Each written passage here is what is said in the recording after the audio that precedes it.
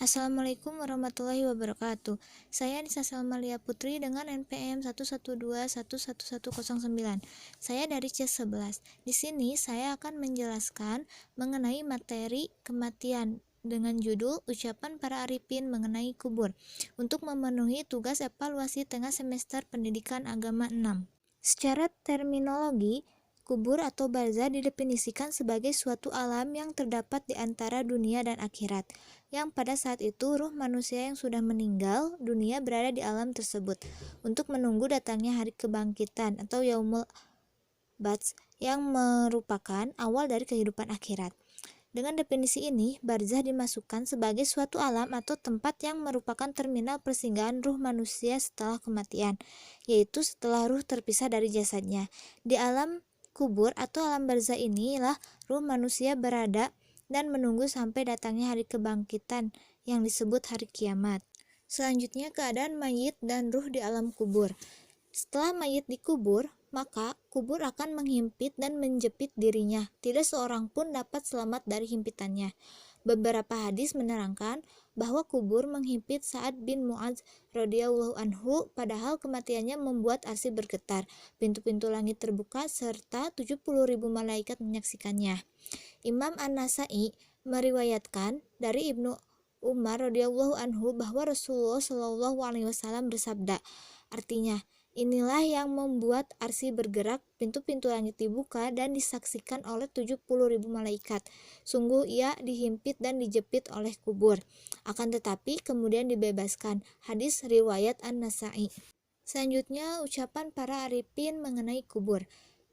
Sayyidina Ali radhiyallahu anhu ditanya, "Kenapa Anda suka tinggal di dekat kuburan?" Sayyidina Ali menjawab, "Karena aku mendapati para penghuni kubur itu sebagai tetangga yang baik. Mereka juga tetangga sejati yang senantiasa menjaga lidah dan mengingatkanku pada akhirat." Rasulullah Shallallahu alaihi wasallam bersabda, "Aku tidak pernah melihat pemandangan yang lebih menakutkan daripada kuburan." Setiap kali berdiri di dekat sebuah kubur, Sayyidina Utsman bin Affan radhiyallahu anhu menangis sampai janggutnya basah oleh air mata. Ia lalu ditanya, "Kenapa Anda tidak menangis ketika disebut-sebut surga atau neraka, tapi justru menangis ketika berhenti di dekat kuburan?"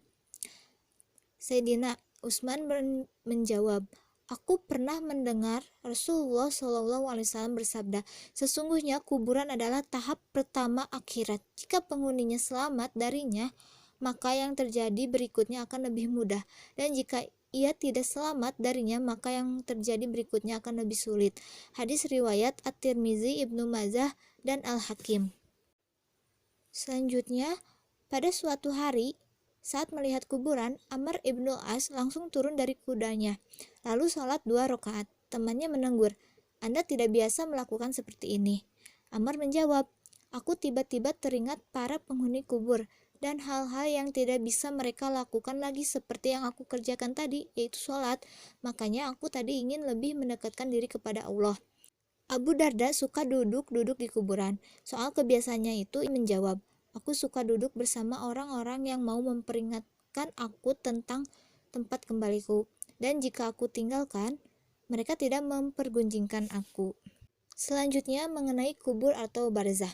Kondisi alam kubur atau alam barzah adalah gelap gulita. Adapun keberadaan ruh di alam kubur atau alam barzah akan terus seperti apa adanya dan tidak akan hancur ataupun punah.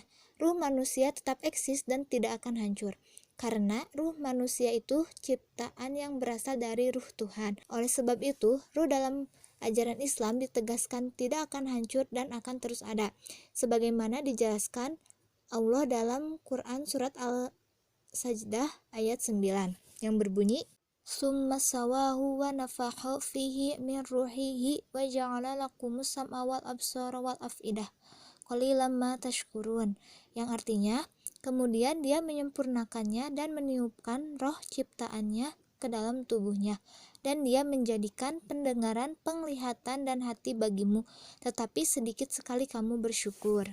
Pada ayat tersebut dijelaskan bahwa setelah Allah menyempurnakan kejadian bentuk jasmani manusia, kemudian ditiupkan ke dalamnya ruh Itulah sebabnya ketika kematian tiba dan kemudian jasad manusia dikebumikan dan hancur, ruh tetap ada dan tidak akan punah.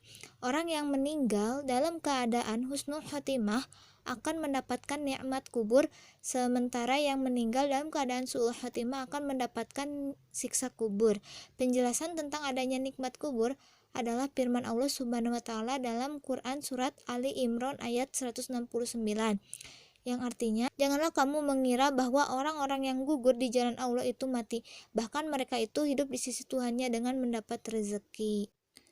Di alam kubur atau di alam barzah, manusia akan mendapatkan pertanyaan kubur, kesenangan atau kesulitan sesuai dengan derajat keimanannya. Alam kubur atau alam barzah merupakan tempat penyucian bagi orang-orang yang beriman untuk meringankan perhitungan mereka di akhirat atau tasbiyah.